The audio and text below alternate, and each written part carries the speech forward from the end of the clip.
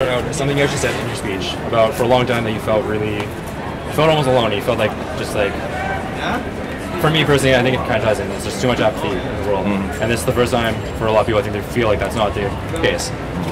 Can you give me a comment on that? Sure. Well, I think the slogan for this event, that we are the 99%, is one that is both very effective and very, very true. I like the fact that it's very inclusive, and there's a sort of a rainbow of opinions. This is my fourth Occupy event that I've been to, and to see such a diversity of opinions and diversity of people in age, and from young anarchists to old hippies to union firefighters to families, all coming together, having identified for the first time. I've been played at hundreds of demonstrations and anti-war demonstrations, anti-racist demonstrations. The first time, this combined with the union uprisings in Wisconsin last February, where there's been an explicit bullseye put on the back of Capitol. Like, we have identified, there was a lot of hope put in the American president, that he would somehow wave a magic wand and set everything to right. That hope has gone down the drain. And so now we realize it's up to us. It's up to the 99% to not wait around for the 1% politicians, the 1% Wall Street bankers to have their luck and good fortune, their brilliant decision-making trickle down on our heads. It's time for us to change the world by getting our hands on the wheel of history. That's what people are hopeful about in street corners and Wall Street and federal buildings around the globe right now. Do you feel that there are a lot of challenges that this movement is facing? And if so, what do you feel things we need to overcome to make actual? Well, I think this movement it's like a month old. Like, let's figure out what it's going to be. The thing that I like about it is that it's so grassroots and it's so decentralized, and it's so unlikely to be co-opted. It's still figuring out what it's doing, but the fact that it's so inclusive and it's got such a huge international groundswell of support that realizes that the world is not owned and run by people that deserve to own it and run it. They do so in the name of private profit. They do so in the name of power. And at the expense of human rights and environmental sanity. People are trying to take the power back. You mentioned you've been to 3 already. I guess those 3 are down in the States. Your first one in Canada. Yes. How does this compare? You're doing very well. It's very competitive. You're doing, yes, this is a big occupation. I'm not sure how many people are here tonight, and but certainly the encampment is proportional in size to LA.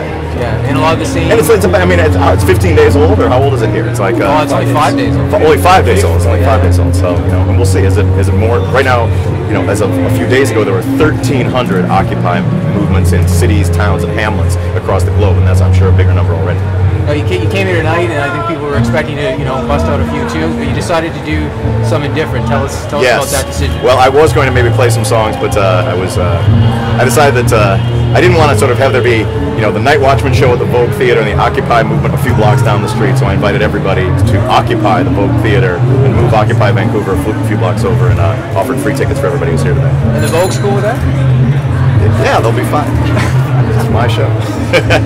Right on. And your recent disc, I guess it's got a lot of these same themes, eh? Prescient in nature, you might say. Yeah. So what's it like to see this thing happen in Wall Street? I guess you'd written all those songs beforehand. I'd written them all beforehand. And the title track for the new record, which is called Worldwide Rebel Songs, was written about a year and a half ago.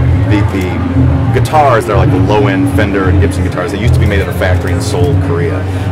The workers in that factory who make the guitars formed a union. Because they formed a union, they were all fired. The factory was moved to China.